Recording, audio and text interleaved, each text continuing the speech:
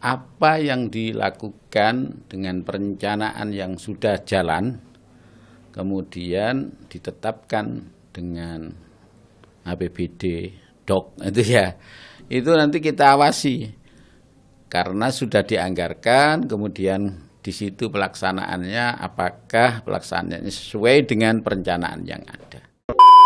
Kita kan sudah punya program yang itu bisa diakses oleh masyarakat langsung melalui linknya provinsi. Daerah ini berapa, kemudian untuk pendidikan berapa, untuk kesehatan berapa, untuk memberikan pelatihan tenaga kerja itu berapa.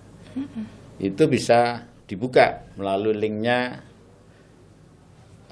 Provinsi Jawa Timur. Sekarang jadi sudah tidak ada lagi rahasia. Kita ini hidup ini di mana saja kita sudah dipantau, apalagi anggaran. Iya, betul. Itu yang paling milik publik kan. Kepada Bu Gubernur dan juga seluruh OPD-OPD yang mari kita sebagai pemimpin yang diamanati oleh masyarakat di eksekutif maupun legislatif, kita harus bekerja dengan hati, bekerja dengan ketulusan, bekerja memang betul-betul berangkat dari amanah yang diberikan ini bukan untuk memperkaya diri, tetapi adalah menjadi pelayan.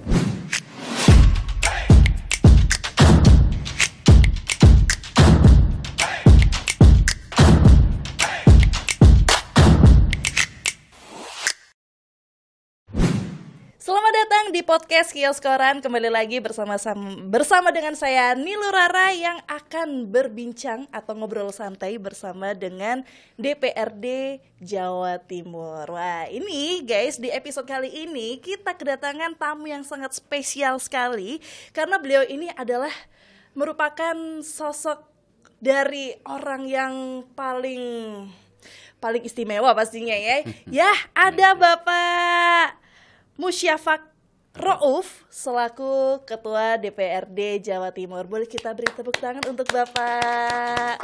Ini panggilnya saya apa? Bapak atau Abah? Monggo saja. Monggo saja, Bapak aja ya, biar lebih enak gitu kan.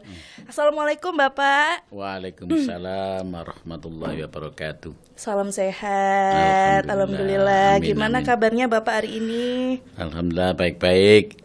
Baik-baik. Dalam lindungan Allah Subhanahu wa taala.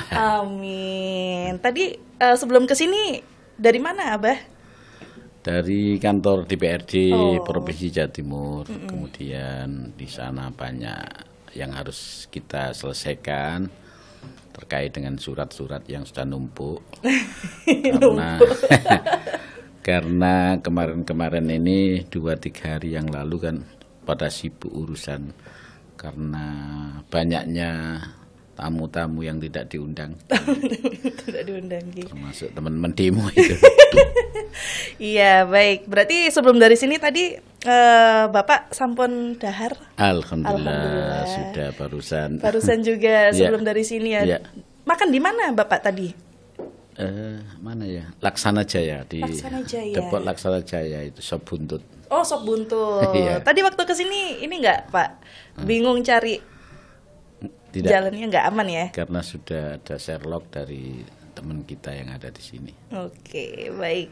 Sebelum kita masuk ke podcast di episode kali ini, teman-teman ya, kita akan mengenal secara langsung ke Bapak Musyafak Rouf nih, Bapak. Ini kan banyak teman-teman yang mungkin di luar sana masih belum tahu tentang kepribadian Bapak Musyafak selain menjadi Ketua DPRD Jawa Timur. Nah, supaya teman-teman di sini lebih dekat lagi sama Bapak, karena kan Bapak pastinya pengen deket sama teman-teman yang nonton podcast kita gitu kan ya Pak ya. Ya, makasih. Nah, ini Rara pengen tahu nih Pak, sebelum jadi DPRD itu Bapak kegiatannya apa? Saya itu basic utamanya itu adalah seorang guru. Oh, oke. Pernah jadi kepala sekolah di sebuah sekolah SMP swasta yang namanya Sekolah Kiai Hasyim, SMP Kiai Hasyim. Kemudian lanjut kegiatan di kampus hingga jadi ketua Yayasan Universitas Sunan Giri, Surabaya. Kemudian kita lanjut kumpul dengan para petinggi politik. Pada saat itu ketua PKB-nya adalah Pak Matori Abdul Jalil. Sempat saya nemani selama beliau jadi ketua umum. Kemudian dilanjutkan menemani Gus Dur. Setelah itu sekarang menemani Pak Muhaimin Iskandar. Jadi saya ini sebelum jadi ketua DPR Provinsi, itu juga ketua DPR Kota Surabaya. Oh, sebelum di provinsi menjadi ketua DPR di Kota Surabaya. Iya. Tahun berapa itu, Pak? Tahun 2004-2009. Oke. Ya. Terus jadi kepala sekolahnya atau jadi gurunya tuh di tahun berapa kalau boleh tahu, Pak? 92 sampai 97. 92 sampai 97. Setelah itu kan ada reformasi, saya gabung di PKB. Ada pengalaman menarik, Pak, jadi kepala sekolah pada zamannya waktu itu? Atau Ya. mungkin pas jadi guru? Ya karena memang jurusan saya kan jurusan tarbiyah. Tarbiyah itu kalau sekarang PAI itu. Jadi memang jurusan mendidik. Sehingga ya sebuah pekerjaan kalau dicintai itu rasanya tidak ada beban dan merasa ringan. Sehingga jadi guru itu ya tidak beban sama sekali. Tidak bicara tentang harus dapat honor berapa atau apa, tapi itu karena dicintai. Sehingga mulai pagi sampai sore bahkan malam ngajar ngaji, sehingga sehari-hari itu ya urusan dengan murid. Dengan santri. Ya rasa beban dan rasanya juga hilang namanya kesel-kesel itu. Iya, karena memang mencintai pekerjaan. Kalau sekarang mencintai kan ya, Pak ya? Saya berusaha untuk mencintai dengan pekerjaan yang sekarang diamanatkan kepada kami ini. Jadi mungkin tidak semua orang bisa mendapatkan tempat yang seperti saya tempati sekarang. Begitu juga waktu di Surabaya tidak semua orang bisa menempati di pucuk pimpinan di DPRD Kota Surabaya. Bahkan sekarang ini 120 orang DPRD Provinsi kemudian saya dijadikan ketua, itu juga tidak hal yang mudah dan tentu banyak tantangan, banyak cobaan, banyak hal-hal yang kadang-kadang kita masih baru saja mendapatkan tentang pengalaman itu. Oke, berarti banyak tantangannya ya, Pak ya. Betul. Berarti Pak Musyafaq Rauf sendiri ini menjadi ketua DPRD Jawa Timur ini periodenya 2024 kemarin ya? Iya. Berarti sampai 2029 besok. Baik. Aslinya mana, Pak, kalau boleh tahu? Saya asli Surabaya, lahir tanggal 17 Agustus. Loh. Serius ini, Pak? Iya. Wah. 1964. Sehingga sekarang sudah usia 61 tahun. Wah, keren. 61 tahun tapi awet 6 loh ya. Baru saja merayakan ulang tahun. Iya, berarti habis saya dirayakan oleh orang se-Indonesia. Tapi nggak kelihatan loh kalau usianya 61, Pak. Masih kayak awet. Iya? Iya, mungkin karena Bapak ini maksudnya mencintai pekerjaan Ya, itu tuh. Tidak ada beban. Yakin tak ada beban. Bebannya malah akeh. Entah, memang kalau kita ini dimanapun berada, kalau kerjaan itu tidak menjadi beban, ya kita nyaman-nyaman aja, karena tidak ada tekanan dari kanan kiri. Ya, kalau kita kerja kemudian sudah ditekan kanan kiri, dia harus begini, harus begitu, ya itu yang menyebabkan Cepat tua. Pikiran itu nomor satu. Pikirannya itu nomor satu. Betul. Ya. Ya pengaruh fisik, ya pengaruh kesehatan juga. Betul. Karena kalau pikirannya numpuk ya kesehatannya bahaya. Ya, ya, ya. Terima kasih Mbak Rara. Oke, berarti Bapak ini asli arek Surabaya, Ya, ya kan? ya. Asli Surabaya. Ini kan saya mau tanya nih Pak Musyafaq, kan karena saya sendiri ini masih belum terlalu paham ya untuk apa aja sih tugas dari Ketua DPRD Jawa Timur. Ya. Terima kasih. Mungkin bisa dikasih tahu ke teman-teman di sini. Jadi kita ini kan diatur dengan Undang-Undang MD 3 sebagai DPR itu, sehingga hak dan kewajiban itu diatur di sana. Undang-Undang MD 3 ini mengamanatkan kepada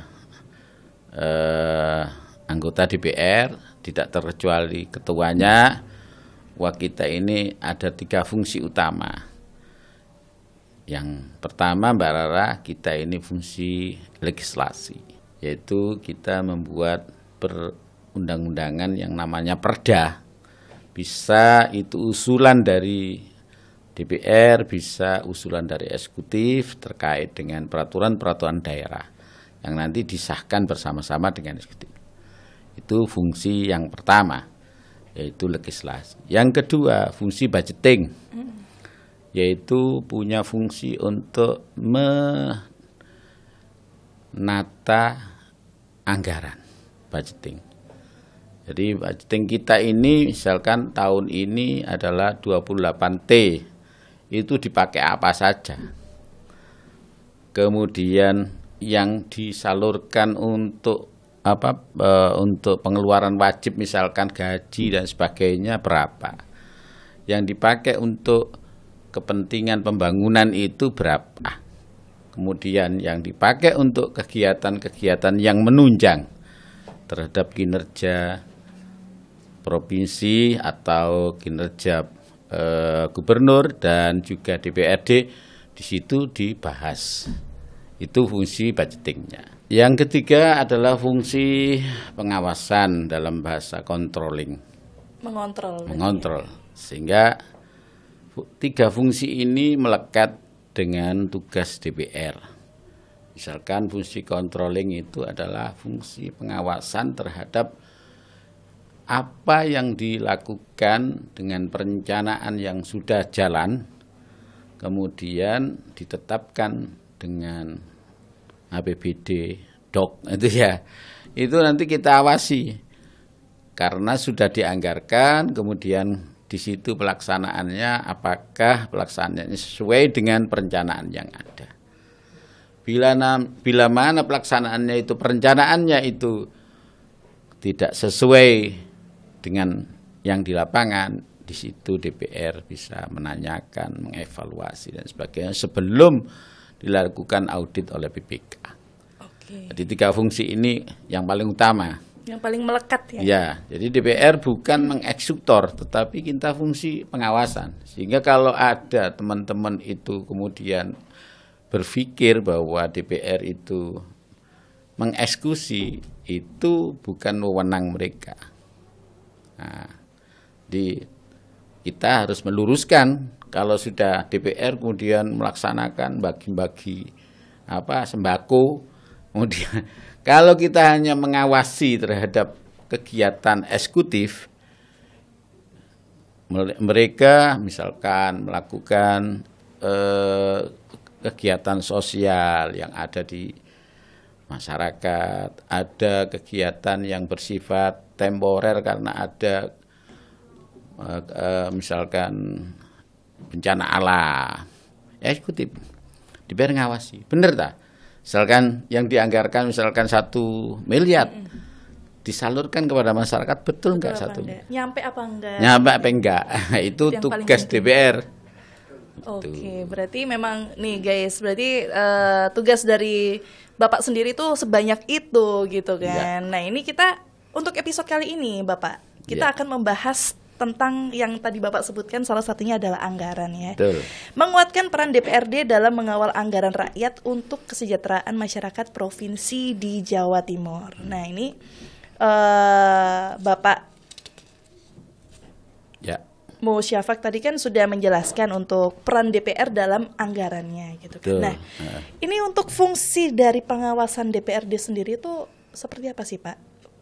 Ya, kalau ditanya fungsi utama ya tadi itu ada 3 fungsi utama. Kemudian pada masa akhir tahun kita evaluasi bagaimana kinerja kita dalam segi pembuatan perda atau melakukan revisi perda-perda yang sudah tidak sesuai lagi, misalkan terkait dengan besaran retribusi, besaran pajak disesuaikan dengan undang-undang. Undang-undang seperti apa? Nah, nanti kita sesuaikan itu. Yang kedua terkait dengan masalah APBD, itu adalah peraturan daerah terkait dengan APBD itu adalah mutlak harus dilakukan. Minimal dalam setahun itu ada perubahan anggaran. Di tengah jalan itu pasti anggaran itu tidak sesuai rencana dari awal, itu pasti ada lah. Tiba-tiba ada gejala. Seperti kemarin itu ada kerusuhan. Tiba-tiba gedung wakil gubernur dibakar dan lain sebagainya. Itu segera kita perbaiki, tapi kan di perencanaan awal kan nggak ada. Sehingga harus kita melakukan perubahan anggaran. Itu salah satu tantangan. Salah satu tantangannya. Misalkan tiba-tiba di tempat tertentu ada bencana alam. Ya, kita kadang-kadang kan nggak bisa merencanakan. Itu tiba-tiba Allah membuat takdir di sebuah daerah, misalkan di Lumajang. Tiba-tiba ada gempa. Ya, gempa kemudian akhirnya menjadi itu. Ya, kita harus ada perubahan anggaran. Yang kedua adalah kita merencanakan APBD murni. Jadi murni dulu, setelah itu ada perubahan tengah jalan, terus bahas murni lagi tahun berikutnya. Itu adalah fungsi DPR dalam hal anggaran. Berikutnya adalah hal pengawasan. DPR ini ada, DPR provinsi ya, ada 5 komisi. Komisi A bidang hukum, Komisi B, Komisi C, Komisi D, dan Komisi E. Nah, ini mempunyai apa? Punya mitra, masing-masing. ya, punya mitra OPD, organisasi perangkat daerah itu masing-masing. Itu melakukan pengawasan di mitranya masing-masing. Misalkan Dinas Pendidikan, mitranya Komisi E. Kalau sampai ada anak tidak bisa sekolah di tingkat SMA karena persoalan ekonomi, maka Komisi E yang akan menganggarkan bersama dengan OPD atau Dinas Pendidikan Provinsi. Karena tingkat SMA itu tanggung jawab daripada provinsi. Sementara kalau SD, SMP itu adalah tanggung jawab kabupaten kota. Sehingga yang kita anggarkan itu adalah SMA, SMK seluruh Jawa Timur. Ya. Itu tapi tingkat SMK sama SMA. Alia sederajat. Itu adalah domainnya provinsi. Nah, kadang-kadang masyarakat itu belum bisa memahami, dianggap seluruh pendidikan mulai SD, SMP itu adalah tanggung jawab daripada provinsi. Maka perlu saya sampaikan, kalau ada persoalan-persoalan pendidikan SD, SMP itu adalah kabupaten dan kota sendiri gitu Mbak Rara. Sementara kalau SMA, kita misalkan kemarin bagi zona, itu adalah tugasnya provinsi. Ya, pemerintah provinsi. Dalam hal ini gubernur beserta perangkat daerah yang itu Mbak Rara. Baik, itu adalah fungsinya ya guys. Ini kita ngobrolin tentang kejadian yang kemarin ya Bu. Ya. Kemarin itu kan banyak yang seperti Bapak katakan tadi, gedung Gerahadi dibakar dan lain sebagainya. Nah, terkait kejadian kemarin Bapak, apakah ada perubahan anggaran Pak? Ya, ini sudah diusulkan kepada DPRD, setelah dihitung kira-kira berapa nanti itu bisa mengembalikan seperti semula. Ada konsultan yang membuat perencanaan sekaligus menghitung pembiayaan. Ya paling tidak di situ kalau mengembalikan seperti gambar awal atau seperti existing yang lama itu antara 5 sampai 6 M di situ. Wow. Guys, dengerin. 5 sampai 6 M. Sangat disayangkan Aduh, berarti, Pak, ya. satu hari itu ya. Iya, karena hanya satu hari. Satu hari habis 5 sampai habis. 6 M. Mending buat yang lain gitu kan daripada Kan nggak ada gunanya kemarin itu juga. Misalkan dibakar ada perubahan apa juga nggak ada, ya kan? ikut miris saya ini, Ya. Pak. Kalau buku yang dialihkan, Pak, itu Ya, alhamdulillah ada moratorium dari Presiden RI ke-8 Pak Prabowo bahwa sekarang ini seluruh anggota DPR baik RI maupun daerah di moratorium kunjungan LN. Itu juga ditetapkan di perubahan ini karena kemarin teman-teman sudah menganggarkan hampir 19 M untuk LN. Tetapi karena ada moratorium sehingga ini dihapus, dialihkan untuk kegiatan yang langsung bisa menyentuh masyarakat. Top berarti ya, Ya. keren-keren. Ya. Yang penting batalkan aja. Ya, dibatalkan. Dibatalkan. Ya, Baik. membatalkannya ini kan tidak bisa hanya ngomongan, tetapi harus ada dokumen. Iya. Di APBD itu namanya perubahan anggaran. APBDP namanya itu. Baik, ini kalau ngomongin soal isu yang terjadi di Jawa Timur, Bapak, ini kan terkait anggaran ya. Di Jawa Timur itu kan banyak isu-isu yang terjadi dan yang paling mendesak menurut Bapak ini terkait isu apa? Kesehatan kah, pendidikan kah, Ya, atau yang lain? memang ini kalau bicara Jawa Timur ya, problem utama itu adalah masalah pengangguran. Iya kan? Betul. Kemudian kayaknya ini juga harus ada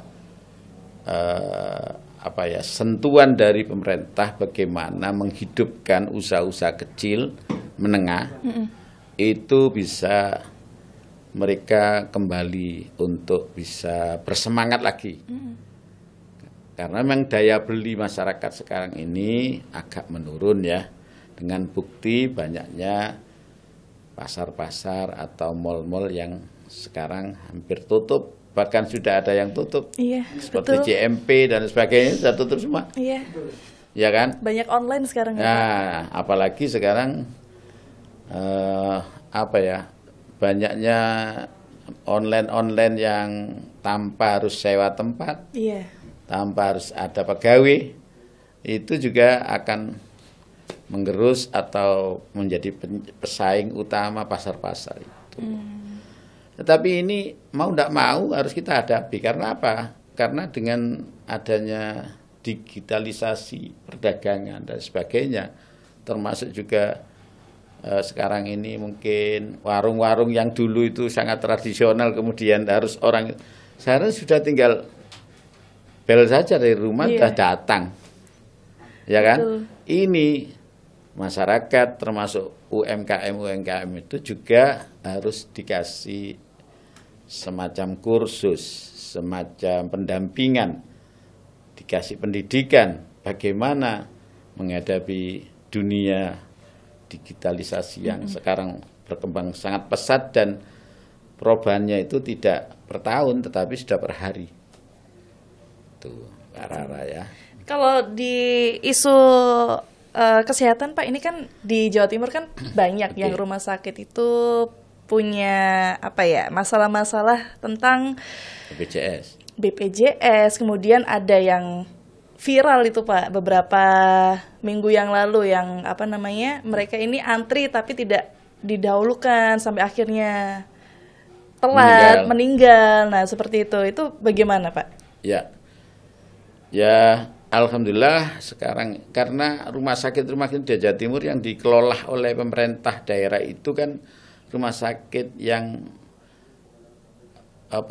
yang sudah mengelola rumah sakit itu sendiri.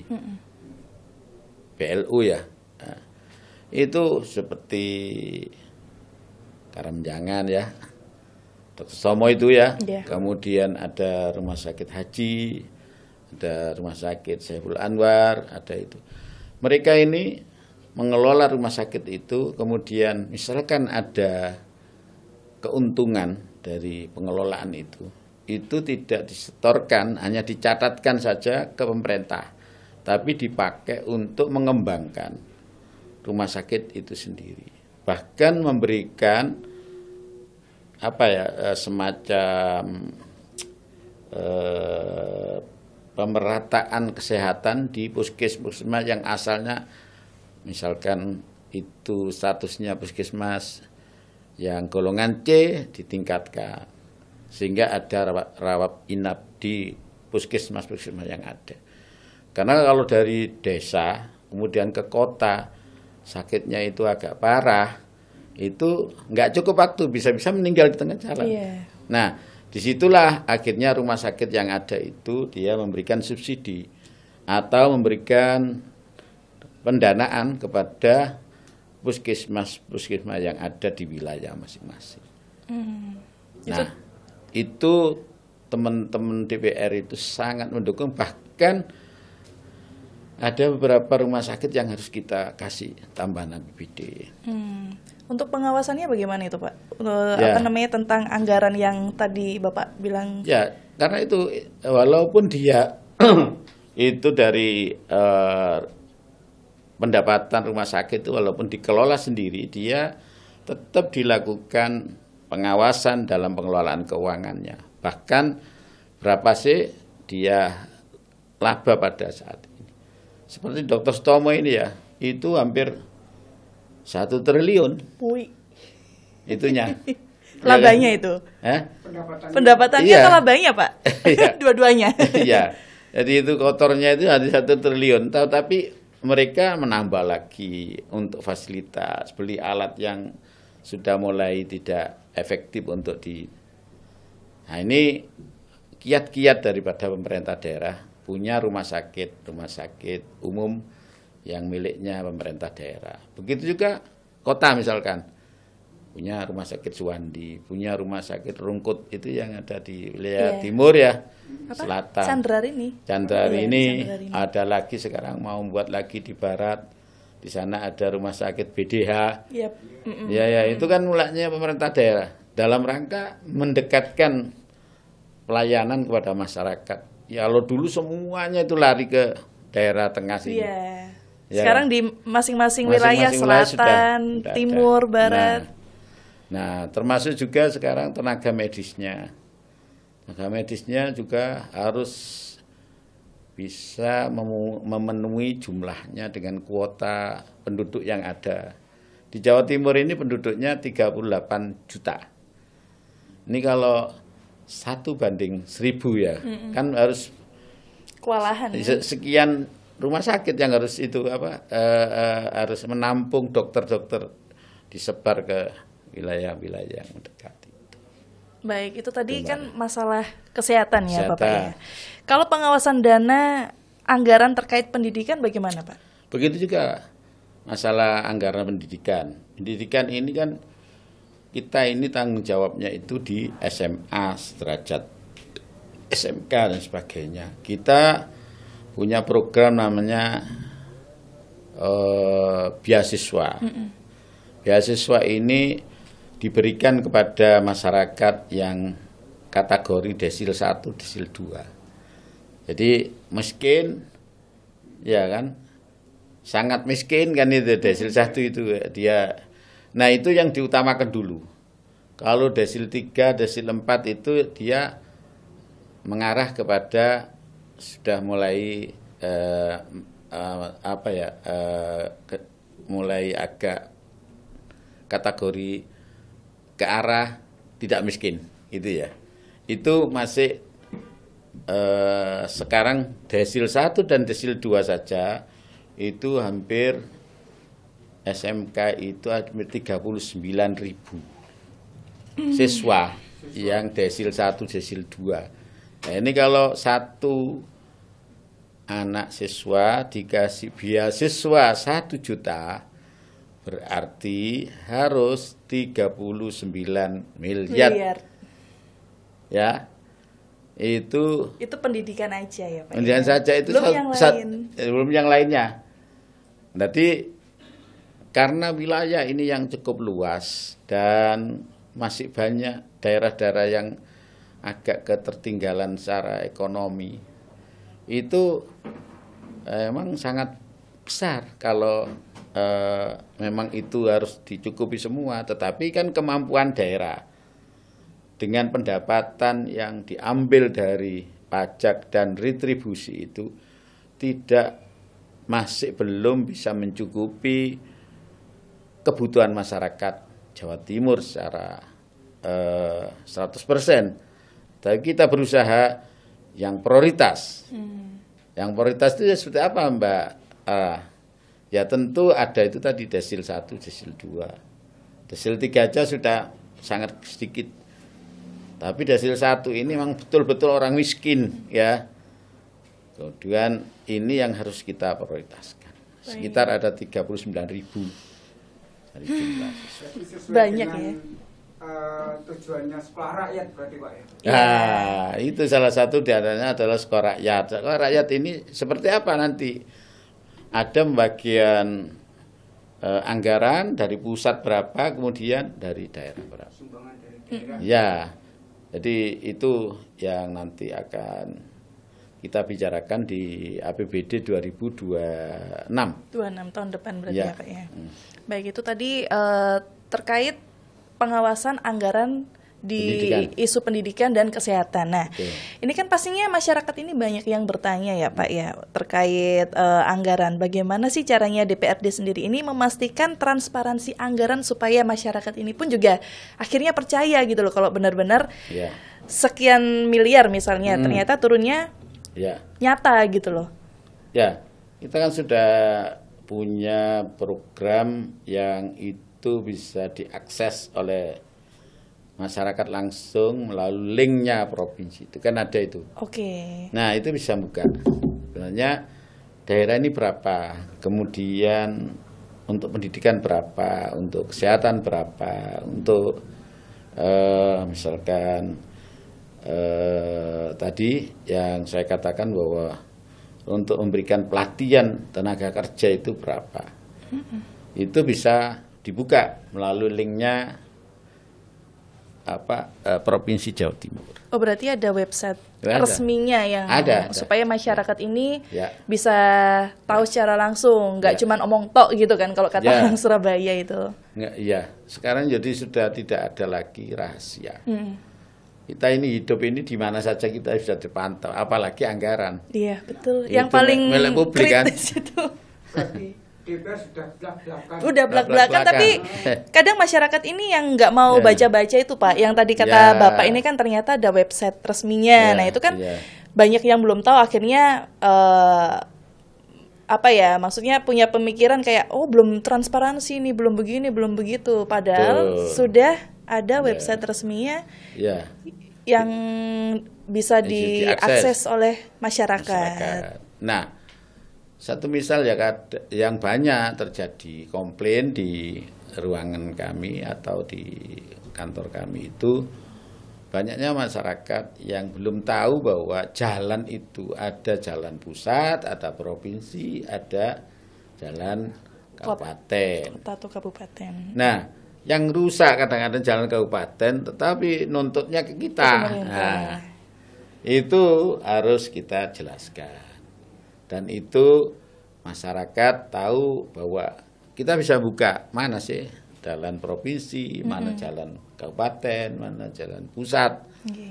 Jadi kalau ada kerusakan jalan di wilayah ini, ini jalan provinsi, boleh itu nyampaikan melalui aspirasi ke DPR di dapil itu atau langsung melalui pemerintah daerah yang ada di situ.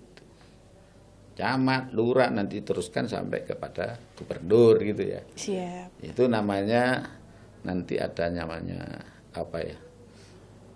BK Desa, Bantuan Keuangan Desa. Oke. Ya.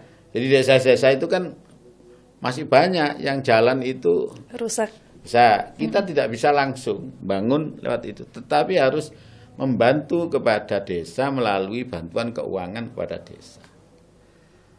Jadi bentuknya BK.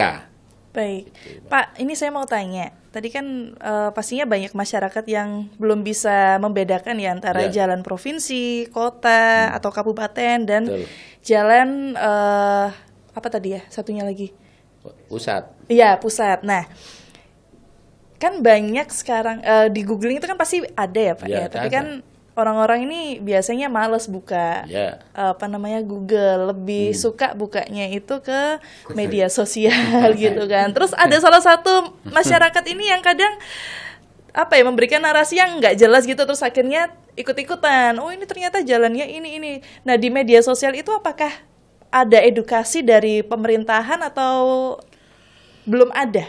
Sekarang siapa yang bisa mengekat medsos dan sebagainya? Karena itu kita punya program podcast ini dalam rangka untuk memberikan penjelasan dan melakukan semacam Sosialisasi ya, Pak ya? sosialisasi. Apa yang disampaikan di medsos itu kadang-kadang nggak sesuai. Nah, sehingga kita sampaikan melalui program podcast ini. Dulu nggak ada di provinsi itu ada. Nah, kita melihat sekarang podcast di mana-mana, kemudian medsosnya. Kalau kita tidak melakukan semacam sosialisasi dengan seperti ini, kita akan bisa ketinggalan oleh mereka, termasuk juga kaitannya dengan memberikan edukasi kepada masyarakat. Untuk media sosial yang lainnya Pak, mungkin Instagram, yang sekarang yang lagi ramai itu kan Ya. TikTok kayak gitu. Kalau itu tugas masing-masing. Jadi masing-masing komisi itu membuat TikTok, Instagram, dan bahkan personal anggota DPR itu semua sudah punya itu. Berarti Bapak juga punya? Iyalah. Punya sosmed. Nanti saya Bisa follow ya Pak ya. dilihat, ya bisa lihat itu. Berarti di sosmednya Bapak juga sering edukasi Ya. terkait apa yang dijalankan oleh DPRD. Betul. Tapi sejauh ini Pak, apakah ada masyarakat ini yang ibaratnya memberikan suara ke Bapak? Ada timnya sendiri mungkin dari Bapak? Ya, jadi kami kan punya pada waktu pemilu kan punya tim-tim di dapil ini daerah pemilihan. Tapi karena ketua itu bisa Jawa Timur ya. Tapi secara khusus kita melalui tim itu masukan-masukan, termasuk saya punya dapil di Surabaya itu kita tidak ada pokmas yang seperti di daerah lain. Di sini lembaga-lembaga resmi karena wali kotanya tidak mau kalau menandatangani pokmas yang dianggap kurang kredibel dan sebagainya. Akhirnya kita ya yang di sini itu yang harus kita itu ya dengan lembaga-lembaga resmi yang kita ketahui dan jelas ada keputusan Menteri Hukum dan HAM-nya, dia punya legalitas, punya itu baru. Ya, kira-kira gitu Mbak Rara. Baik, tadi kan selain pendidikan dan kesehatan nih Pak. Ya. Pastinya ekonomi masyarakat itu kan juga penting seperti UMKM, kemudian koperasi dan lain sebagainya. Ya. Nah, ini langkah dari DPRD sendiri bagaimana? Untuk perubahan ini melihat situasi ekonomi dan sebagainya, UMKM itu hampir layamutu walayahya karena nggak ada permodalan. Bersaing dengan barang-barang asing yang masuk ke Indonesia kadang-kadang lebih murah sekali. Iya, betul Pak. Sehingga akhirnya UMKM ini sangat berat. Nah, di situ kebijakan di perubahan APBD ini kita memberikan hutangan atau peminjaman kepada bank UMKM yang nanti akan disalurkan kepada masyarakat, bunganya sangat kecil yaitu 3%. Oke. Kalau bank umum kan sampai 11 ya dan sebagainya. Ini kita kasih hanya 3% saja. Ini dalam rangka untuk memberikan reward kepada UKM yang masih semangat untuk bisa mengembangkan ini dengan dilakukan semacam yaitu pelatihan-pelatihan bagaimana jual dengan sistem online, bagaimana cara kalau kita ekspor itu, bagaimana kalau kita itu kerjasama dengan pihak-pihak yang ada di luar negeri misalkan, itu UMKM ini kita latih melalui Disnaker. Kita kasih anggaran, Disnaker itu agak besar supaya ya misalkan packagingnya. Iya. Kan kita kurang ini menarik ya gitu iya. kan biasanya. Ya, anak Indonesia kalau belum di packaging yang bagus kan dulu ya Pak Ismuni. Iya. Anak ini Semua ya itu- apalagi ada packagingnya. Iya. Sudah Iya. jalan Pak? Hah? Sejauh ini sudah jalan? Jalan. Jadi packaging itu penting sekali. Sampai bisa membedakan. Kita jual makanan ya, walaupun rasanya sama. Iya. Kalau Tapi packagingnya packagingnya itu gak menarik, regane ya murah. Mas. Iya betul. Guys, iya kan? Betul. Ya itu packaging itu sekarang ada pelatihannya, ada pendampingannya sehingga akhirnya bisa ditampakkan di pasar, itu menarik. Saya punya teman itu dia dulu kerja di packagingnya sardeng. Sardeng itu ikan yang di kaleng itu. Iya. Itu sekarang dulu dia jadi pegawai. Sekarang udah punya pabrik 3 di Banyuwangi itu. Dan ekspor semua ke luar negeri, bahkan tidak ke Amerika tetapi Eropa, Arab, Saudi dan sebagainya. Itu luar biasa. Yang asalnya kalau dijual di sini itu dengan packaging yang lama itu cuma 12.000. Di sana bisa 50.000. Coba berkali-kali. Gara-gara packaging saja. Padahal rasanya ya sebenarnya sama Ya, sama sarden yang lainnya iya, gitu kan. Iya itu. Nah, terus itu kan biasanya yang mengikuti pelatihan, tapi kan pastinya banyak banget pelaku UMKM yang ada di pelosok itu yang masih belum paham tentang packaging dan lain sebagainya itu. Ya, oke. Bagaimana, Pak? Ya itu justru dinas perdagangan, perindustrian, termasuk teman-teman yang ada di kabupaten kota itu yang mendata, kemudian nanti data yang didapatkan itu UKM-UKM yang masih tradisional itu dilatih oleh provinsi, dibiayai oleh provinsi. Tapi database-nya tentang siapa itu dari yang tahu persis kabupaten kota. Karena apa? Dia ada RT-nya yang tahu persis bahwa di sini produk ini misalkan ya. Iya. Dia ada RW-nya. Nah, sampai camat, lurah, sampai camat, sampai kabupaten. Nah, provinsi ini minta data dari kabupaten. Ini data saya. Monggo. Misalkan dari Kabupaten Kediri, terutama Malang, itu kan banyak sekali UMKM. Itu bisa setor nama, by name, by address, kita data, kemudian mereka UMKM apa, dilakukanlah pelatihan atau ada semacam pendampingan, bahkan Dinas Tenaga Kerja yang ada di provinsi ini sekarang kita kasih anggaran agak besar untuk melakukan ini, pendidikan. Ya. Baik, ini terakhir nih Pak. Ya. Tadi kita udah membahas isu tentang kesehatan, pendidikan, kemudian UMKM dan lain sebagainya ya, tentang anggaran terutama ya. Nah, harapannya Pak, Ya. harapannya nih, mungkin kalau Ya.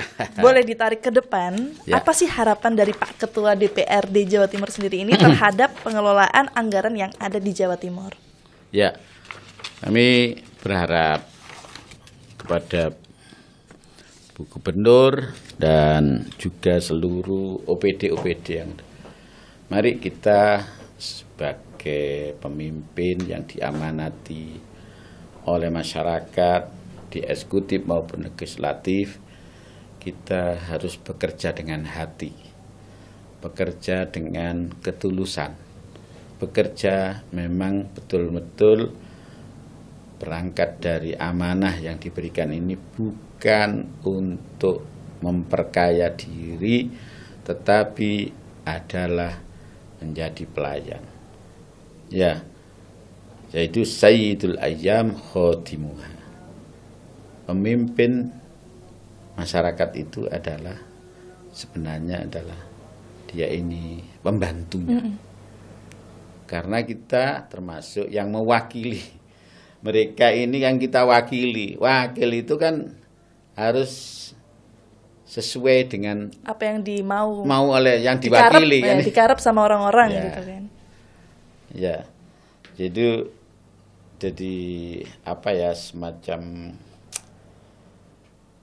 kita kalau punya hati berarti kita ini harus kerja dengan sungguh-sungguh sesuai dengan tupoksi masing-masing dan berperan pada posisinya masing-masing.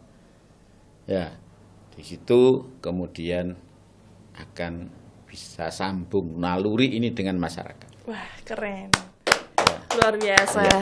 Pak Musyafaq Rauf Ya. adalah ketua yang sangat-sangat jujur pastinya ya Pak ya. Ya. Nomor 1 jujur, kemudian tadi dengan hati yang ikhlas gitu kan, mencintai pekerjaan. Ya. Baik, terima kasih Bapak Terima kasih. Ketua DPRD Jawa Timur yang Ya, Mbak Rara. hari ini kita sudah berbincang terkait anggaran supaya masyarakat di sini juga banyak yang tahu. Jangan lupa diklik websitenya ya. Nanti kita tulis di bawah sini, oke? Mohon maaf tadi ada hadis yang agak keliru saja. Sayyidul qaumi khodimuhum.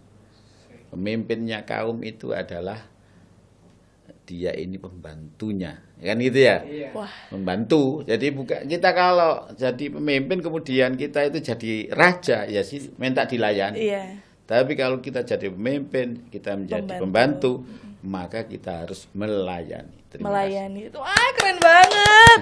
Pak Ketua DPRD Jawa Timur. Terima kasih Bapak. Ya, sampai Mudah-mudahan sini. apa yang Masih. disampaikan Ya. di podcast Kios Koran hari ini Ya. bisa tersampaikan ke masyarakat, bisa dipahami oleh masyarakat. Sekali lagi terima kasih sudah mampir ke podcast Kios Koran. Ditunggu lagi Pak kedatangannya. Insya Insya Allah Allah. kalau kita kasih sehat, Amin. umur panjang, Amin. kita ketemu lagi di Baik. podcast Koran ini ya. Terima kasih. Kalau begitu, iya. ketemu lagi di podcast Kios Koran episode selanjutnya.